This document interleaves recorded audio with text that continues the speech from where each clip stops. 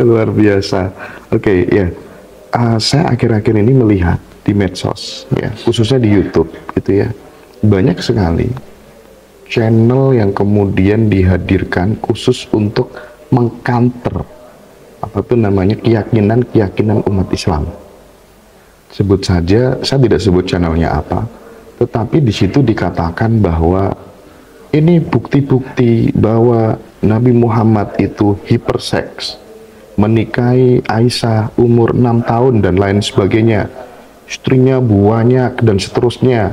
Umat Islam hadis-hadis yang menunjukkan perilaku Muhammad yang nggak benar tidak berani melakukan dekonstruksi gitu. Nah, bagaimana ayah guru menjelaskan hal ini gitu ya, supaya kemudian ya saya pengennya damai ya, soal agama, soal perbedaan keyakinan ini ada titik temu gitu loh. Bahkan kalau perlu antara teis, antiteis, agnostik, itu juga monoteis juga bisa ketemu gitu loh. Ya, itu gimana ya? Ya, gini. Kalau kita berbicara tentang seks, seks itu kebanyakan dipahami hanya sebagai sebuah sarana untuk menimbulkan kecanduan, sehingga seseorang menggunakan itu menjadi tempat kebergantungan. Yeah. Padahal sebenarnya seks itu aslinya itu adalah untuk meningkatkan kesadaran. Meningkatkan kesadaran. Kesadaran. Meningkatkan kesadaran. Jadi kalau pernah belajar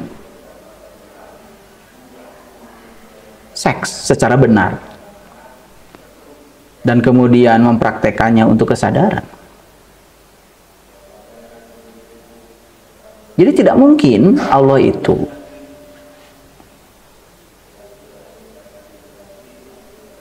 menciptakan pasangan hanya untuk menimbulkan kebergantungan. Lagi-lagi pengetahuan kita untuk menggunakan itu yang paling penting. Karena ada orang menggunakan seks karena istilah orgasme sendiri sebetulnya, Mas Hendra. Orgasme itu sebetulnya ada yang memahami orgasme itu sebagai bahasa seks. Pada orgasme sendiri itu bahasa spiritual.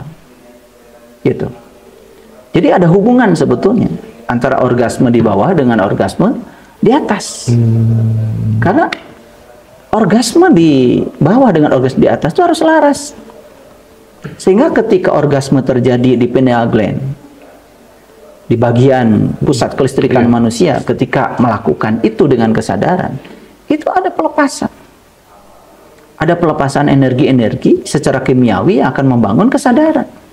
Akan membangun melatonin, serotonin, oksitosin, endorfin, dan lain sebagainya. Dan itu secara sains bisa dibuktikan.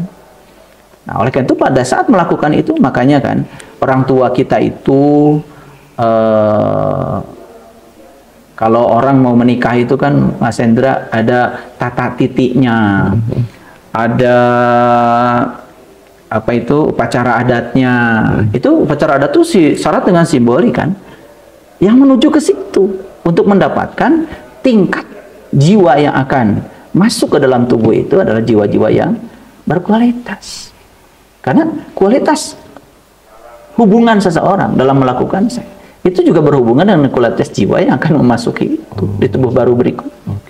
Oleh karena itu maka saya batasi jawabannya ya, bahwa sebetulnya seks itu bukan sekedar untuk menimbulkan kebergantungan, karena orang tidak paham seks secara betul, tapi seks juga bisa menimbulkan kesadaran. Bisa meningkatkan kesadaran kalau benar cara mengelolanya. Saya terus terang ya, saya belajar tentang seks dalam dimensi itu ya, dan saya praktekkan dengan istri saya, dan itu ternyata bisa meningkatkan kesadaran. Bahkan tidak menimbulkan kecanduan. Gitu. Beda kalau begitu setiap ingin disalurkan itu yang menimbulkan kecanduan. Jadi kalau kita melakukannya dengan tata titiknya, dan tidak mungkin saya jelaskan di sini ya, dan itu ada pendidikan khusus. Makanya mohon maaf, Kalau pernah ada dengar tentang Kama Sutra, kan? Nah, Kama Sutra itu kan berbicara tentang masalah seks yang kemudian dipahami oleh orang yang sempit sudut pandangnya, dianggap sebagai hal yang porno. Kalau itu kan sebetulnya adalah sedang memberikan pencerahan kepada kita bagaimana supaya seks itu bisa meningkatkan kesadaran. Oke ya. Itulah perbedaannya melakukan hubungan antara manusia dengan yang bukan manusia. Oke.